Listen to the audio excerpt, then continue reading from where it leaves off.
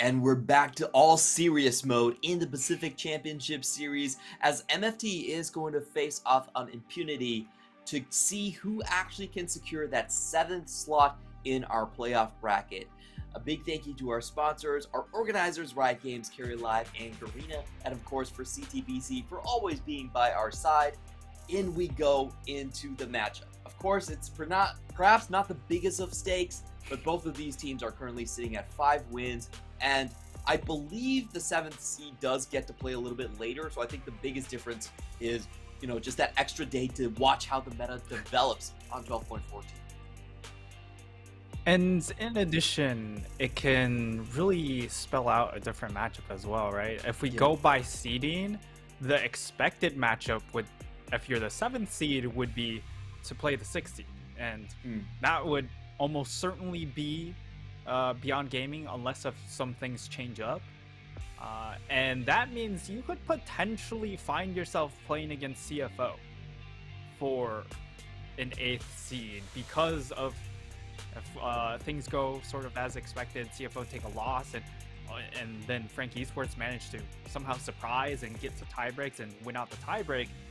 That's an insane matchup. As we'll get to take a look at Meta Falcon team. This is Taco 665 when starting today. Whale and Issue when playing. It does seem like both of these mid laners have very particular champions that they want to lean towards. Yep. So that is kind of the quirk between Wen and Hongtu. Yeah, I think, spell it out a little bit more. Wen, definitely your Talia Galio guy, while the Hongtu is much more of your Azir and Silas guy. So I think when you have Wen, a little bit more movement, but a lot less damage, and Hongtu kind of the opposite way around here. I just want to ask you, who do you think is going to be starting for the majority of games when it does come to postseason, though? Yeah, I think Hongtu will be probably the preferred starter against once we do hit into playoffs, because of when seems to be a little bit less reliable in the lane phase. True. However, we also get to see a change coming in from Impunity, right? It was Husky in the first game. Now it's going to be Apex coming in. Yeah, and again, these mid laners have very different pulls. Apex we had from a Zillion, Azir to the Corki, a Husky, of course, your melee specialist. So I expect more of a standard comp coming out from Apex and Onyx. This is, I think your double carries can just be played through, Jackpot. Maybe can go onto a Sejuani, get better engages, or something like that. But we are going to be taking a look at the top side comparison. 2 similar champions. Both of these have played for 4-1s. Both of them have been the main focal point for each of their respective teams. Yeah, it's been mostly top lane, especially for Taco. He gets a lot of the draft resources. They want to make sure he's comfortable in his matchup, and he has a very diverse pool. He has brought out one of the few KOs that we've seen in our league, even when KO seemed to be a very hot pick over in LPL. And for Jackpot, we just saw his previous game. He was cut out a number of times, so I need to see him bounce back and respond in a big way in this game. Yeah, I think it's so weird because holistically, I feel like Impunity actually has been more competitive in their games. But they've also just had terrible finishes. They do kind of just throw the late game out the window. Well, MFT, they've had, they've actually looked a bit lost after the initial week. So we'll see if they can find their footing again. Of course, Wen did have a huge Talia game, but I'm very surprised to see this. They're actually banning the Talia themselves and also the Zillion. Where are they going with this draft? Very targeted bans, right? Because they saw Annex almost carry the game with Sivir, was doing a lot of damage with the Sivir pick. And because of that bot lane focus with the Sivir and the Kalista taken off the table, we'll see if they opt towards the Zeri, because if you ban away the Sivir, surely ends up being a Zeri pickup here because it definitely fits in Impunity's wheelhouse, right? It's a hyper carry for Annex, and it's a champion you can very easily just funnel resources into as well, right? You pick a supportive mid laner to just further augment the Zeri pick. It definitely fits what kind of playstyle they want to play when they have these 5 players on the Rift. I'm so surprised that they didn't do what you said and go for the Zeri. It almost feels like a slam dunk Zeri Yumi on the other side for MFT. Maybe that's a trap that MFT did want to set, but so far Alex kind of considering his options might be hovering the least. Yeah, I just feel like Zeri Yumi. It's just slam dunk. You pick it. It's just too free, right? Yeah. And Wukong has been a pick, while can still be very strong, does provide a lot in these team fights. I don't know if he's first pick worthy. And the over prioritization on this champion seems to be a little bit misguided. Looks like MFT will go for the Philios. A pick that, still can be played against the Zeri. Of course, you have a lane phase Zeri. Yumi doesn't really have one. I expect a Lulu pick to follow up to at least be able to secure a good, strong bot lane support to constantly shove in the Zeri. Otherwise, it does feel like you're relying too much on Whale doing everything in the lane. The Nautilus will come out to try and apply kill pressure and perhaps try and snowball really, really hard. I'm not sure if it's going to be difficult to scale, though. Yeah, MFT, certainly a very interesting draft strategy. It definitely looked like they were going to go for the Zeri first pick, but the Wukong first pick caught me off by surprise. Even for 665, he's not exactly known as a Wukong main here. Maybe we have some shenanigans. Wukong has been going into the other lanes that's happened before in the PCS. We'll find out later on. Impunity, on the other hand, they are just going to play. I think this is a very strong, start in terms of having a prio jungle, having a potential kite comp to lean back onto, and Azir is still also on the table. So just like Impunity almost could draft like a meta perfect composition, unless MFT do intercept some of these picks. We have the LeBlanc pick coming out. Also something I did not expect to see here. Yeah, definitely really interesting in that regard. It looks like they might want to try and pick up some sort of support mid laner, maybe, which could struggle against something like a LeBlanc. So maybe it ends up being a Seraphine into the mid lane.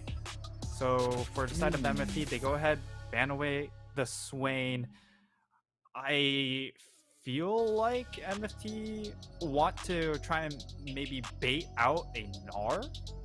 That might be what they're trying to do, and just send the Wukong up to the top lane, and then pick up a follow-up jungler.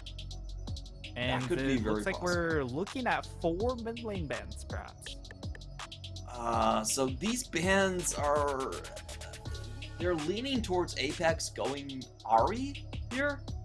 Just judging by the bans. I'm not even sure they need an Ahri though. Like, I would be pretty happy for Azir.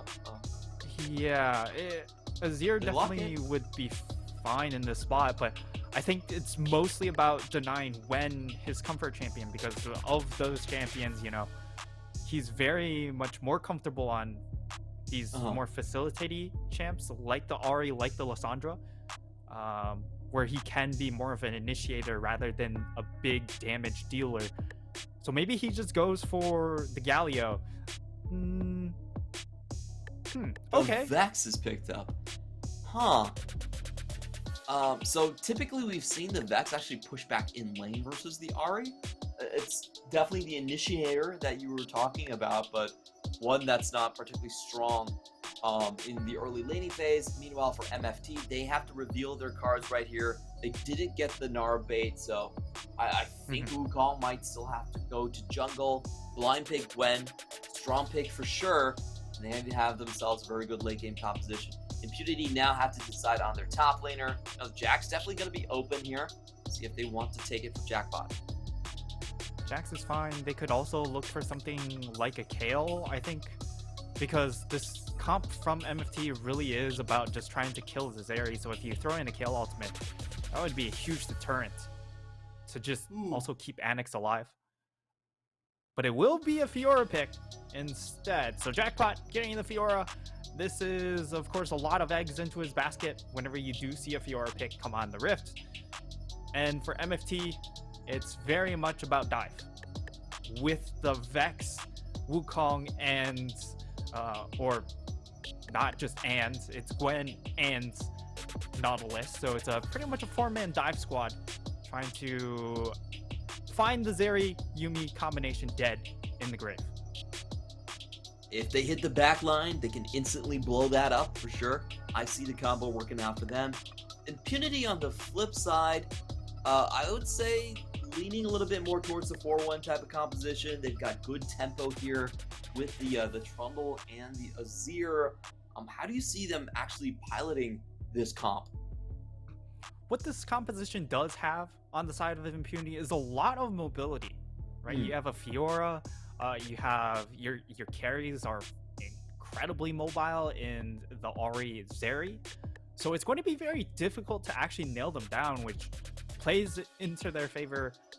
If the side of MFT can't get that first punch in, I think Impunity are well geared to just easily turn things on its head. You have the Yuumi, and the Trundle pick is also really, really annoying for a champion like Aphelios to get around. So if the team is diving, Trundle throws out the pillar, that's going to prevent the Aphelios from joining in and actually be able to add into the damage with his ultimate. So we'll see if Impunity can actually play counter engage. It's been pretty hard when they have to engage, but maybe they'll have better luck on the other end of the spectrum here.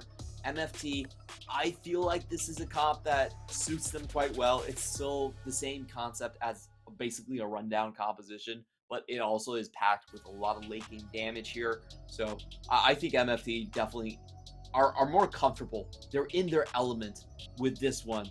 We'll see if they can secure that 7th spot. This is the last game for both of these teams. Impunity, they've already had to play one game earlier today. It's a little bit of stress, a little bit of tiredness coming from that one, but they still have a great shot. I do like their, on paper, I like their composition a little bit more, but I'm not sure about the execution. That's my big if here. Yes, execution has always been an issue this entire split for a side of Impunity, and here they essentially draft a no primary engage composition, which you know, they've struggled with primary engage. So perhaps this is going to work to their benefit, because now they don't have tools to find themselves overextended because they take an ill-fated start to the fight. And for MFT, this is all about burst. It's coming down to Gwen and Taco being able to just blow up the backline. Taco on the Gwen, you know, we don't think of Gwen until this patch as an assassin, but she really is, with her current build path, an assassin. She goes into the backline with the Shadow Flame and just pops a target with the 3rd proc of her ultimate. Oh, absolutely could happen here, and MFT have plenty of tools to just catch people out in flanks. It's so hard to anticipate when Vex is going to fly into your backline. MFT, if they could get the coordination in, I could see a very explosive start to one of these objective fights. Earlier on, though, walk me through some of these lanes. Where do you see the main jungle pass heading towards when we have these lane allocations? I think for the side of MFT, they should look to try and focus bot lane, and as a result, when you are playing the Trundle pick, for the most part, you want to try and be more of facilitating and trying to either counter gank or, I mean, for the most part, when you look at his composition, it's hard to actually... Jackpot just hit level 2, is going to get one more vital proc if he goes in. He also has that grasp ready too, so Taco already under a lot of stress. A lot of stress indeed. And yeah, back to the Trundle point. I think both of these junglers will most likely spend a decent chunk of time in that bot lane. For Alex, it's about diffusing the situation, preventing a 665 from snowballing onto that bot lane. And for MFT, it's about being able to actually break this duo. Kill Annex and Yusin because of the fact that you know you're going to get outscaled by that combination later on. It's going to be harder and harder for them to find impact. It's also very difficult to gank for Gwen early on, so this is the clear lane. Onyx does get caught mid-air, has to burn the cleanse onto that one. Light trading going in. I think that would be very helpful to the MFT strategy that you're talking about, making sure you can break up Onyx and Yushin. I also want to say that there's a lot of good anchor points for Yuumi in this game, so if Impunity start winning bot lane, that could spell trouble all across the board. They're definitely going to focus that one. Meanwhile, we've been paying a lot of attention to the top side where Fiora, rightfully so, does get that early lead. Kind of expected in this one. Meanwhile, Alex also going to clear out for his bottom side, dropping Ward right on top of the scuttle. Make sure he can clear out. Gwen now going to get caught in no man's land. He should have spotted Alex here. And the flash over is just from Golder. Gwen already dead. 665 now has to run away into the river towards his dual lane. He's looking to turn this one around, but Impunity are very safe. Great first kill coming in for Impunity. They punish just when walking up too far. That was so weird. Even a little bit too far is sort of too far for a Trundle, right? Because he throws down a pillar and you've got a long ways to walk if you don't immediately burn the flash. And even then, he burns the flash, still gets chased down. The pillar is just so oppressive for these early ganks as well. I'm pretty sure he actually spotted Alex on Scuttle, but still died regardless. So just a little bit weird play in my eyes. Issue now looking for the death charge, grabbing him going in, perfect combination. And Onyx still gonna get out just okay. The ignite used, but he will survive. And the big thing here is it actually forces the recalls out, right? Because Yusin doesn't have mana to try and heal him back to full. So they're forced to just go ahead, recall. It's going to give them some time in this bottom lane to secure a play for Whale. And they want to try and funnel as much gold into this Philius as they can. Actually, they're just going to prioritize just getting a good recall off instead, which is reasonable as well. And they actually have the tier 2 boots advantage, so it's going to make things a little bit easier to try and catch out Annex during the lane phase. I do want to point out some of the builds that we have coming in. It's going to be straight tank Trundle. I really like this from Alex, actually. Looking across the board, he knows that there's a lot of burst damage from MFT. Taking a look at the rest of the first buys, pretty standard fare here. Divine Thunder is coming out from both the Wukong and the Fiora, and just the most likely Everfrost from Ahri here. This is pretty unfun up in the top lane. Yes, I agree with that. Taco not having a good time, forced the blind pick, stuck onto the Gwen. Yes, the Gwen has better team fight than a Fiora. However, in the 1v1, not so much. And he's currently stuck in a 1v1. It's going to be a while until we actually get to see a big team fight break out where he's able to utilize that ultimate. And that also means MFT, they're just kind of sacking top lane right now. As we get to see perhaps a 3-man dive towards top lane. And MFT, they don't have any support for it because they're taking Dragon. Yeah, the jungler has, I assume, is spotted during the bot lane. Needlework already used to clear the minion wave, but he doesn't get all of them just yet. And more minions in coming. Comes the dive. Let's see if Gwen can Ooh. turn this. He does have the ultimate waiting I think they spotted him. side. Yeah, and Impunity, I think they have to call this one off. So it will be a good start here for MFT as they take the objective for free and even put some pressure onto the bot lane. That was a fantastic read coming in from Wen. Making an assessment that it is going to be them trying to dive Taco in that situation. makes the roam over, protects his top lane. Oh, Onyx found again with the grab him combo. Ignite goes down, but he should be able to walk out just okay. We have seen a lot of times Issue has found Onyx's number here. Catching him out, I believe, the third time. Oh, that one misses. But good enough. Damage done over and over again. You can see still no summoners from Yushin. And in comes the 4-man. This could be a long-range dive. Let's see if the Shadow Surge can actually find Onyx here. Oh, he's backing out so fast, though. Yeah, not level 6 means that he's not going to have that additional move speed to try and run away. And also remember, he doesn't have the tier 2 boots, which Whale does have. So Whale's going to be able to catch up to him pretty easily. Has Red White doing a bunch of damage to this tower already. And MFT, they don't really care about the dive. They don't need these kills, right? Because they're getting tower plates for the affiliates, which is still a great situation. And for IMP, they can only sort of match that pressure by being able to secure themselves that Rift Turtle. But even then, it's not a guarantee you'll be able to match the same amount of tower or plate gold that's being farmed right now. So we are getting a top versus bottom split, and I want to get your opinion on who actually comes out of this one.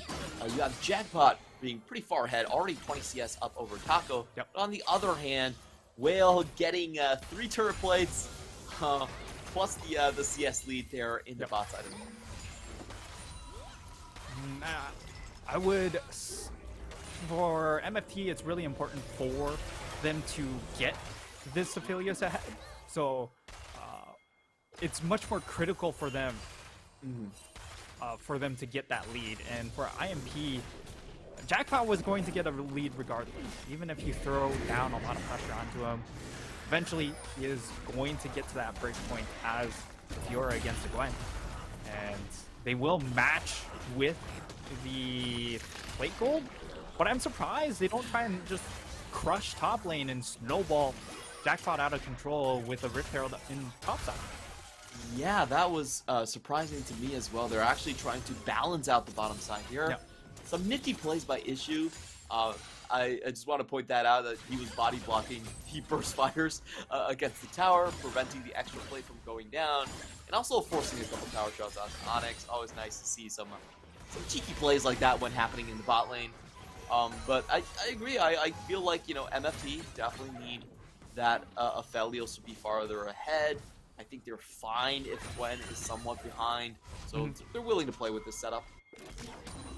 Yeah, again, the Gwen's going to be a better team fighter over a champion like the Fiora, so even if Fiora is ahead, while she's going to be able to dominate the 1v1, that was going to happen regardless. So getting extra gold into the Gwen, maybe not as effective as getting more gold into this Aphelios, where he can possibly just dominate this mid game. Onyx smells something fishy as there is a 3-man rotation coming in. He's got backup coming.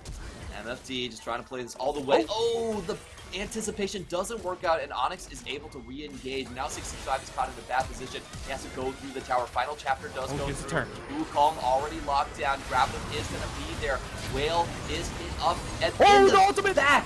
Oh, Gwen just comes out of nowhere. Snipes off 1 kill. That's going to be 2 for the Vex. They even find a return onto Wen. No, Wen goes further, and Whale stays alive throughout all of this. Gets the Severin for the heal. Alex now being chased down. Flash in, and he gets the final kill. A triple for Wen. Wen, he shows up right place, right time. Once more, these match timers are so good coming in. Only 12 minutes in the game, but we saw he goes top lane, protects his top lane from getting dove, and now in that situation, knowing that Impunity wanted to try and match the pressure coming out from MFT, he's there to turn the play around. And it's such a critical fight for them as they prevent the counter snowball coming in from Impunity. We'll see the teleport come in, teleports to the tower, knowing that, hey, it's not 14 minutes yet, I don't have unleashed teleport, but this is a play I need to do. Yeah, the angle here on the ultimate was so nice as well. He takes Apex as a surfboard to the backline, and then still has the passive to go for Onyx. Just Throwing the Saves old... Whale. Yeah, just absolutely beautiful stuff right there, as he just destroys the old AHQ veteran combo. Able to save Whale at the last moment with the fear, and man, that's a tragedy and a half right there. Apex doesn't finish off the blue buff, so more time burned. Try and secure just this mini objective. At the very least, I believe Impunity were the ones to secure themselves the second dragon, so they do split dragons early on, which is going to be helpful in stemming a possible snowball from MFT with this composition. And that will also buy time for Jackpot to become this absolute demon in the 1v1, because he's got the Divine Thunder completed, and now for MFT, they're just trying to throw the dual lane in order to alleviate pressure onto Taco. Yeah, swapping him around here, making sure that, you know, Fiora is going to be behind in some of these wave matchups. We also have to note that MT and their bot lane, they do have the early Mythic, so they're very far ahead in their respective matchup. It's going to take Impunity a 3-man to dissuade this, and we also have everyone moving on the side. Gwen, again, coming in for a potential good angle. Will is going to be the target of some aggression here, but Impunity do not follow up the entire way. Apex might be face-checking into danger. Oh, that was so close. They don't pull the trigger just yet, seeing Yumi on top of him. And Impunity are able to wait out at least the tower plating timer at 14 minutes. It would have been a lot of extra gold to go over to Whale if they did not mount this defense. Meanwhile, Jackpot going for a potential 1v1. Taco burns the W and the Ignite early, but does get the Flash Force. Really nice timers here. Man, I mean, that was a Gwen down a Mythic and down 30 CS. Jackpot is just, he is really not showing up today. Struggled in the first game of the day, and now forced to burn in a flash in a really ill-advised situation where he shouldn't have to burn that summoner. Yeah. He still has a decided lead in this lane. It's just getting caught out at bad timers right there. The slow going through, the tower shot, everything through. So MFT are going to find themselves a nice cushion here, but Impunity, I think this back is really important for them. They have their first Mythics across the board. We should take a look at this one. We are going to get Wen going with the Crown of the Shattered Queen. Really strong on that initiation, and Onyx, of course, with Immortal Shield Bolt there. Yeah, the Crown is just going to amplify so much power. His positioning is going to have to be relatively spot on, right? Because you don't want to pop that shield until the fight actually comes through. Otherwise, you do lose a lot of the power coming in from that item. Fortunately, there's not a ton of poke, except for perhaps the Ultra Shock Laser that would pop it. Yes, the Yumi could potentially pop it, but more than likely you won't be in range of that. And Jackpot's just still continuing to try and bully out this bottom side of the map. But Taco now has the completed Mythic as well. Jackpot willing to go back and forth here. He does have a lot of sustain with the Vamp Scepter. So the underneath the tower harass, definitely not too big of a problem for him. And we have Impunity now setting up for this Mountain Drake. They do have the inside track, but I'm not sure how much it matters when Wen can just fly in here. Taco going to go in against Jackpot. That's going to be the Ignite. Tower shot, Needlework going down right before the Drake. Kind of interesting. That's a key cooldown removed, because that's a lot of their teamfight damage as well, in tandem with everything else, just to try and get that wombo off. Pillar down, which does mean there's an engage opportunity coming in from MFT. I don't think MFT can walk across this part of terrain here. Impunity are going to turn around. and start the potential pincer. We Well, have the coming in, TP coming Jackpot. in from Jackpot. So Impunity looking for the fight. It's going to be issue that starts that final chapter, goes through. He's Very almost split. down, and that's the grand challenge already. Going over to Impunity. Impunity in chase mode with the zoomies. Can 665 get out of here? Great Cyclone and flash away afterwards. So MFT are going to limit their losses to just 1 kill so far, but Impunity have a decided advantage as they head towards this Mountain Drake. Yeah, for MFT, they don't have the Vex ultimate anymore, so it's going to be very difficult for them to actually contest this dragon. It's really just going to be a steal or bust, but Taco actually Taco commits into goes the pit. in when goes for Onyx, but Onyx is able to walk on Whale, actually leading the charge. Oh my god, Whale! Moonlight You can do it! Vigil. They're catching them inside this break pit. Whale flashes back out once more. They get the Fiora. They turn around. They even get the Drake. This is a 4v5 that they're decimating Impunity with. What amazing play! Just dancing around and switching aggro. How many people can get out here? Apex running for his life, but the Fox Lady isn't gonna make it. The 80 carry is also down. Yushin the last one, and an ace going over to MFT. That just came out of left field. They ended up getting caught out. Their support player that died at the start of the fight then comes back and just pushes down mid tower. I don't believe it. MFT get everything. Impunity dropped the ball once again. It looked so good at the start, and even afterwards, you look at the tools available for MFT, it didn't look like they had a way back into this fight. We get to see the replay. It's just issue going in when Whale wasn't paying attention. He was trying to crash that mid wave, get the tower in the mid, and then turn for the fight. As the crash happens, they still look to turn for this fight, but remember, none of their engages left. It's all, I believe it was all onto Whale with his ultimate to do all the work. So Taco jumps in, he still doesn't have ult. So he's just, oh, actually he does have ult at the very, very end of it. So, but Whale, this is really all about Whale as he finds a massive ultimate, forces out the smite as well from Alex because he has to smite for health, and then MFT just clean up afterwards. Yeah, Jackpot trying to look for a good angle. He's waiting for the vitals to switch around here. Taco finally has that one on his back. Jackpot is going to take down the tower. We saw the Ignite go down as well. It's going to be pretty... Okay, not close at all, sorry. I thought it was going to be a lot closer than that. Anticlimactic ends right there. Jackpot just gets cut to ribbons.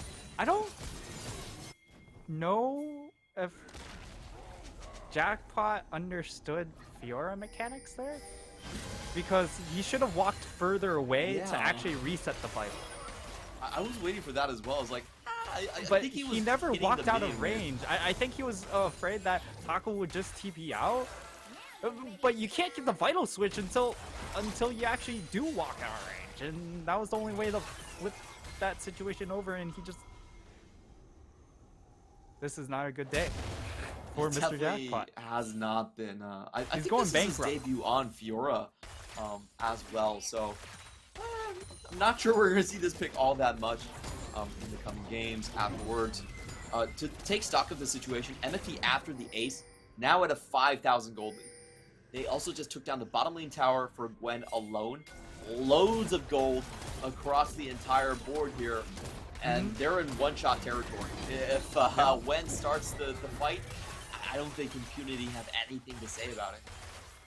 Yeah, Annex is just very far behind now, waiting to get himself that Phantom Dancer.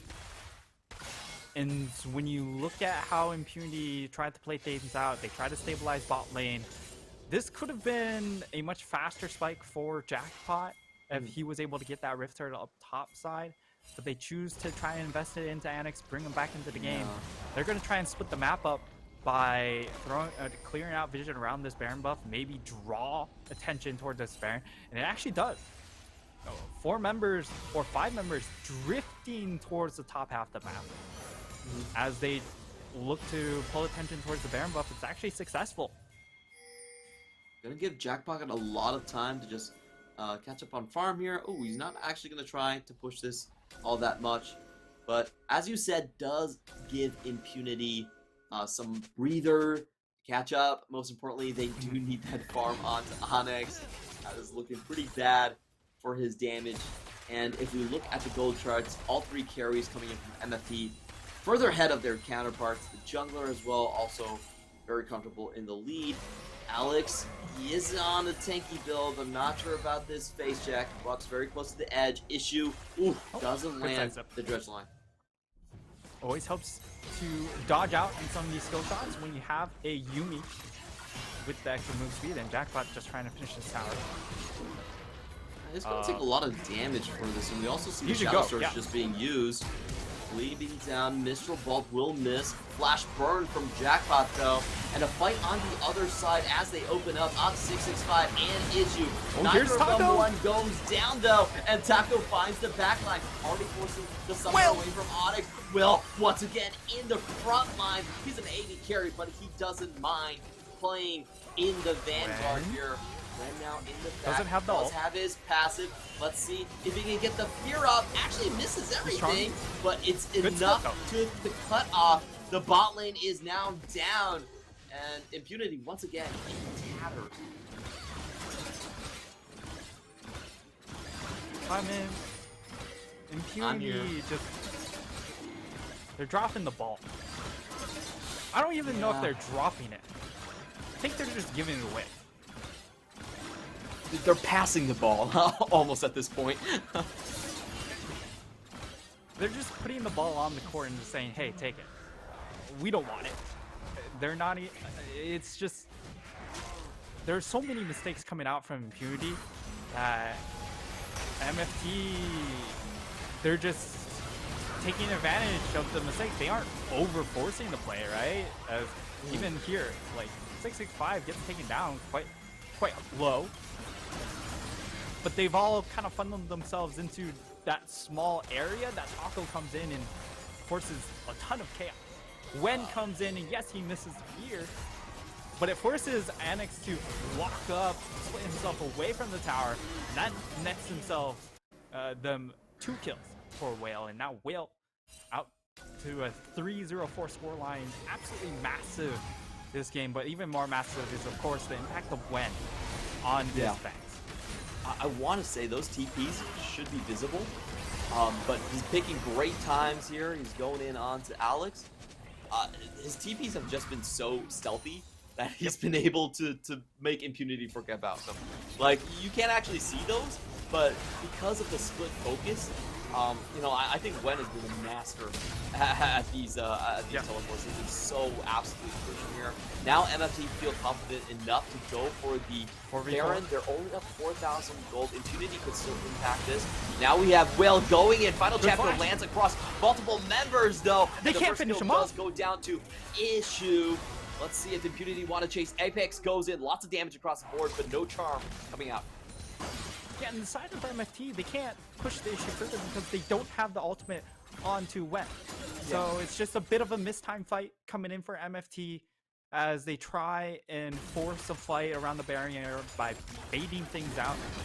And it does go a little bit sideways. Impunity find a good pick, able to stabilize the situation for now, and allow more breathing time for Jackpot to continue to scale. He's still going to control this 1v1. That doesn't change. He just needs to execute around it a little bit better. For sure. There is going to be a point where Fiora is going to get unstoppable in that solo lane. So Infinity... Soon he should be able to, like, 2-tap Taco, right? Yeah.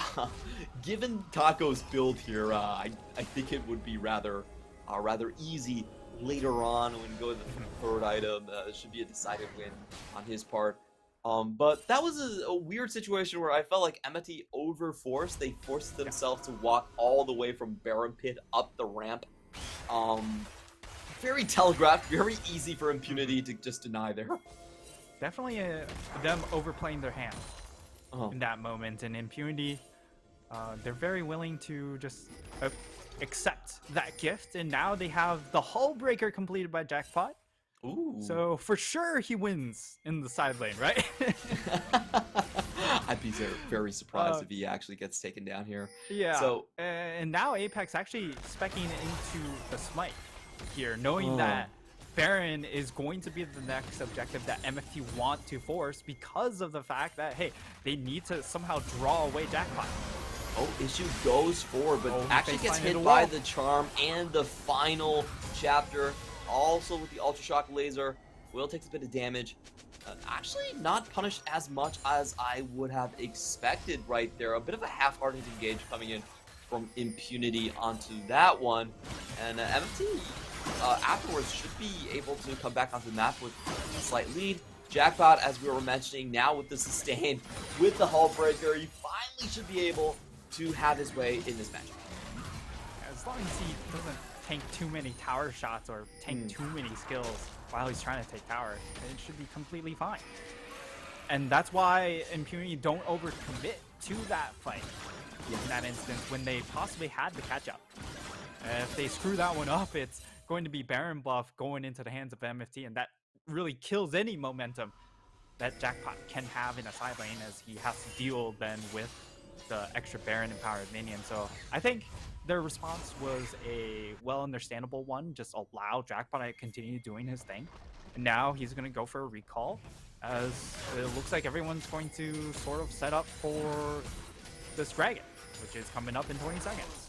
Right now, Impunity are in perfect position. They have full control, and it's Mountain Rift, so it's hard to walk in if you're in Philios. I almost feel like Gwen has to blind check this brush and just throw something out, but Impunity are spotted here. We are going to get the flank coming in. Taco coming in onto his side. They trade blows, but nobody really fully committing to this at this moment. Looks like Impunity are not confident enough to actually head for the Drake. They want to use the Spirit Rush, but it's down with no reset, so MFT going to be up one ultimate, and they go in directly. Gwen still finding an angle in the fight. He doesn't find the back line. Onyx is going to come in through, but already the front line has been just turned through. MFT with the triple kill. Onyx is the only one alive, and that was split focus from Impunity. Clement, I just love it when we build ourselves a Hull Breaker, and immediately we look to team fight. That is... It was the Mountain Soul, so I think he needed to be around there, but the fight itself was... that was a little too easy for MFT.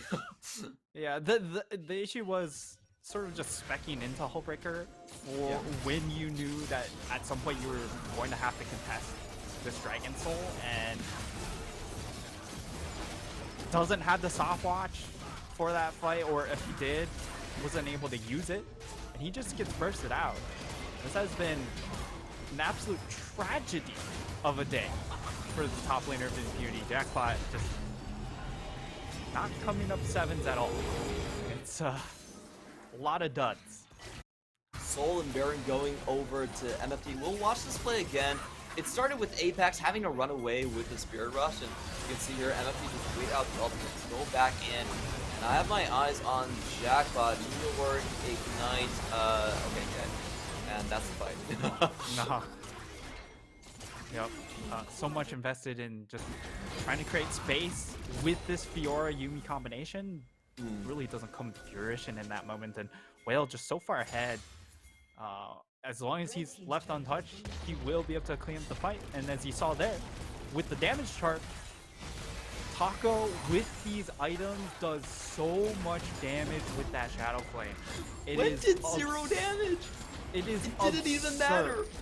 Yeah. Gwen landed nothing, and they still won. He whiffs his ult. I thought when he whiffed the ult, that would be the amazing. turning point for Impunity, because now you don't have kill pressure in the backline, but it didn't matter.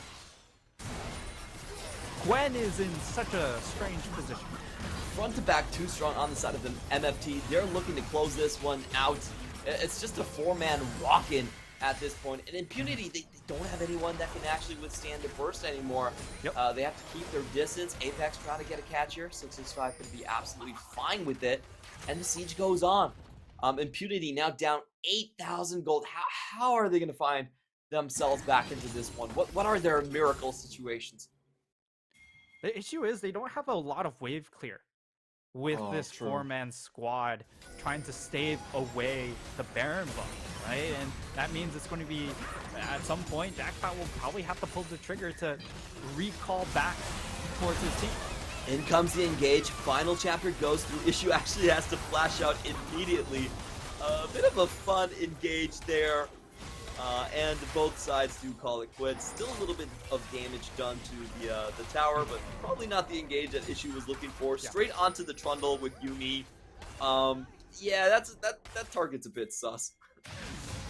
Yeah, not the ideal target in that situation. Issue, though, does have the Hourglass. So this last fight, even though he doesn't have the flash, still has the Hex Flash and has the Zanya's Hourglass. Gonna be round 2. Let's see if they can find the backline onto this one. Shadow Surge is gonna go wide after the flash, but Zeri still goes down 6-5 into the backline. Will with the perfect guns, just charging forward. Gets charmed up, but has enough protection. And he's gonna stay alive here. It's going to be the Trundle Defiant falls down. Impunity also falling everywhere. We finally have Jackpot into the fight, but he can't find the kill, can't find the vitals. MFT are gonna cap this one off with an ace and also secure themselves a 7th seed. Congratulations to Wen, well played game, and to MFT. Side of MFT, they secure themselves that slight advantage in the seeding. Yep, everything Both counts. of these teams. Yeah, both of them are kind of destined for the lower bracket regardless. However, it can mean the difference, right? Because we're currently looking at Beyond Gaming sitting in that 6th seed, and that's a much more doable matchup than perhaps the worst case scenario for 5th seed, which would be CFO, which is an absolute juggernaut. CFO is the one that I think most of the teams in the lower bracket would be far more fearful of, because they can just crush you through lane phase. You'll lose all 3 lanes. There's not much of a big game to look forward to. Beyond Gaming, very different, where they do give you more chance to kind of breathe here. Coming back into this one, you know, we were looking at the draft, and I think both of us agreed we kind of liked Impunity's draft a little bit more. We felt like it was harder to play up against from the side of MFT on paper. Big caveat, on paper. Yes. But MFT, this seems to be in their wheelhouse. Yeah, when it comes to these kind of 4-man dive squads, that is definitely in their wheelhouse. Being able to play things like the Galio in the past.